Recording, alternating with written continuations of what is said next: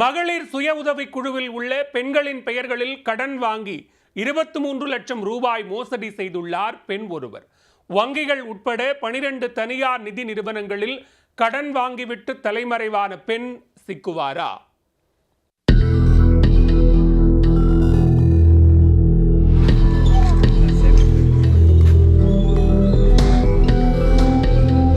தூத்துக்குடி மாவட்டம் கோவில்பட்டி அருகே உள்ள கூசாலிப்பட்டி கிராமத்தினைச் சேர்ந்தவர் பாரதி.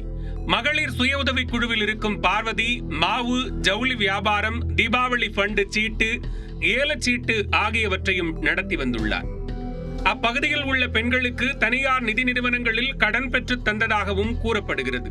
இந்நிலையில் கூசாலிப்பட்டி பகுதியைச் சேர்ந்த 20க்கும் மேற்பட்ட பெண்கள் கோவில்பட்டி டிஎஸ்பி வெங்கடேஷிடம் பார்வதி தங்களை ஏமாற்றிவிட்டதாக புகார் அளித்துள்ளனர்.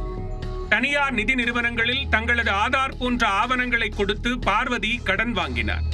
மாவு, ஜவுளி வியாபாரத்தில் பார்வதி நன்றாக பழகியதால் எங்களது பெயரில் பார்வதிக்கு கடன் வாங்கி கொடுத்ததாக பாதிக்கப்பட்ட பெண்கள் தெரிவித்துள்ளனர். முதலில் சில மாதங்கள் கடன் தொகையை செலுத்திய பார்வதி தற்போது பணத்தை செலுத்தாமல் தலைமறைவாகிவிட்டார். இதனால் கடன் தொகையை கேட்டு வங்கி மற்றும் தனியார் நிதி நிறுவன நபர்கள் தங்களை தொந்தரவு செய்வதாகவும் பாதிக்கப்பட்ட பெண்கள் தெரிவித்துள்ளனர்.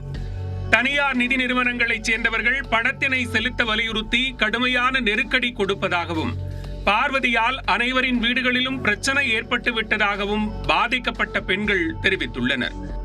இதுகுறித்து தூத்துக்குடி மாவட்ட காவல் கண்காணிப்பாளர் அலுவலகம் கோவில்பட்டி கிழக்கு காவல் நிலையத்தில் புகார் அளித்தும் எவ்வித நடவடிக்கையும் எடுக்கவில்லை என்றும் அவர்கள் தெரிவித்துள்ளனர். மேலும் கணவருக்கு தெரியாமல் பார்வதிக்கு உதவி செய்து சிக்கலில் இருப்பதால் தங்களது குடும்பத்திலும் பிரச்சனை ஏற்பட்டு வருவதாக கண்ணீருடன் தெரிவித்துள்ளனர். கிராம சக்தி, எக்விடாஸ், சம்ஸ்தா குழு, மகாசேமம், Muthoot finance, Grama Vidiyal, Mani point, Akshaya, LTD, Madura finance, Sathya குழு பைனான்ஸ், ஆக்சிஸ் வங்கி என 12 தனியார் நிதி நிறுவனங்களில் கடன் வாங்கியுள்ளார் பார்வதி. 3 மாதமாக கட்டலை. எனக்கு குடிசார் ஃபோன் போட்டு ஏமா அவங்களுக்கு தவணை கட்டலைன்னு நவம்பர் மாதம் ஃபோன் போட்டாங்க. அப்போ தான் எனக்கு தெரியும் கட்டலைங்கிறது. இப்போ நான் வீட்டுக்கு போனேன். என்ன பாப்பா நீ கட்டலைன்னு கேட்பேன். வீட்டுக்கு போனேன், வீடு பூட்டி கிடந்துச்சு. அதுக்கு பிறகு இங்கே இப்போ என் பின்னாடி நிற்கிற மக்களும் அவள் என்ன மாதிரி ஏமாந்துருக்குன்னு அதுக்கு பார்த்தா எனக்கு தெரியும். அதுக்கு முன்னாடி எனக்கு தெரியாது. நான் மட்டும் தான் எடுத்து கொடுத்துருக்கேன் அப்படி நினச்சிக்கிட்டு இருந்தேன். இப்போ நாங்கள் மாப்பிள்ளைகிட்ட போய் கேட்க போனால் எனக்கு தெரியாது, எனக்கு பொண்டாட்டி எங்கே போய்க்கும் தெரியாது அப்படின்னு அந்த சொல்லிட்டாப்புல. எங்கள் வீட்டுக்காரங்க பேசுனதுக்கு நான் 2 மாதம் நான் அடைப்பேன்னு சொன்னாப்புல. இப்போ அவர் எனக்கு தெரியாது, நீங்கள் போட்டாச்சு போங்க எங்கேனான்னு போங்கன்னாப்புல. நாங்கள் இந்த விஷயத்தை கொண்டுட்டு நாங்கள் கோயில்பட்டி போலீஸில் கம்ப்ளைண்ட் பண்ணோம். அங்கே நீங்கள் எஸ்பி ஆஃபீஸுக்கு போங்கன்ட்டாங்க. அங்கே இப்போ 3 வாட்டி அலைஞ்சிட்டோம். எந்த விதமான இது எங்களுக்கு கேட்டு கொடுக்கல. இப்போ திரும்ப டிஎஸ்பி ஆஃபீஸுக்கு நான் வந்திருக்கோம். நாங்கள் என்ன செய்யணும் அவங்களே எங்களுக்கு பதில் சொல்லட்டும். நாங்கள் இவ்வளோ போய் என்ன தான் செய்ய முடியும்? நாங்கள் கெட்ட முடியல. முதலாளி மாதிரிலாம் நீங்கள் உங்கள் பிரச்சனை முடிச்சுட்டு வேலைக்கு வாங்க. நாங்கள் 2 மாதம் வேலைக்கு போகலை. நாங்கள் வேலைக்கும் போகாமல் இவளுக்கு மாத வட்டியும் கட்டி எங்கள் லோனையும் கட்டி நாங்கள் என்ன செய்ய முடியும்? எங்களுக்கு கேட்டு தரதுக்கு நாதி இல்லாமல் இப்படி நாங்கள் நம்பி எட்டு கொடுத்ததுக்கு எங்களுக்கு இப்படி அலைய விடலாமா சார்? நாங்கள் நாயா அலைதோம், வீடு விட போட்டது அலைதோம். எந்த ஆதாரம் கொடுக்க?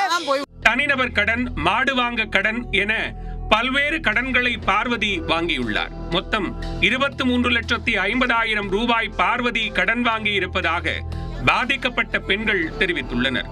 பார்வதி மீது புகார் கூறியவர்களில் அவர்களது உறவினர்கள் சிலரும் உள்ளனர் என்பது குறிப்பிடத்தக்கது. ரொம்ப நேரத்தை கழிச்சிட்டு 2ஆம் தரம் இந்த வங்கி கடம்னு சொல்லி இந்த குழு அந்த புதுரோட்டு கிராமடியில் அதை கழிச்சு 2 போட்டிருக்காப்புல.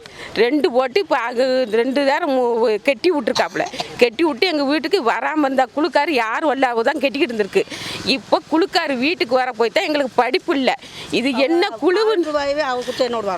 குழுவுன்னே தெரியாமே நாங்கள் இருந்தோம். இப்போ உங்களுக்கு மாட்டுக்குழு வங்கி கடத்தில் வாங்கியிருக்கு அப்படின்னு சொல்ல போய் தான் இந்த குழுவே எங்களுக்கு தெரியும். இப்போ நாங்கள் எங்கெல்லாம் போய் அலைஞ்சு அழுது திரிஞ்சு படிப்பு கிடையாது. எங்கள் வீட்டுக்காருக்கும் படிப்பு இல்லை, எங்களுக்கும் படிப்பு இல்லை. இது குறித்து பார்வதியிடம் செல்போனில் தொடர்பு கொண்டு கேட்டபோது அவர் மீதான குற்றச்சாட்டை முற்றிலுமாக மறுத்துள்ளார்.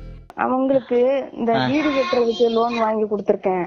மகாலட்சுமி இன்னொரு மாரியம்மங்களுக்கு அவங்களுக்குலாம் வாடகை வீட்டுல தான் இருந்தாங்க சார்.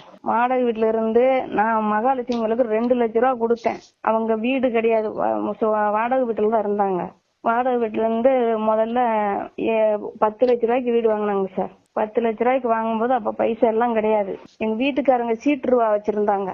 வீட்டு வேலை 2 லட்ச ரூபா இல்லம்மா, கொடுத்து ஒருத்தர் 2 பேர் சரி நீங்க சொல்ல ரைட்டு. ஆனா ஒரு 20 பேருக்கு மேல 23 பேர் வந்து ஏமாத்தி கொடுக்குறாங்களே, அதான் எப்படின்னு கேக்குறேன். ஒருத்தர் 2 பேர் நீங்க சொல்றது சரி, 23 பேர் ஒட்டுமொத்தமா வந்து எங்க எங்க எங்க பேரை வச்சு அவங்க லோன் வாங்கி இது பண்ணிட்டாங்க அப்படின்னு சொல்றாங்களே, அது எப்படின்னு கேக்குறேன். அதான் தெரியலங்க சார், எனக்கு அதான் தெரியல.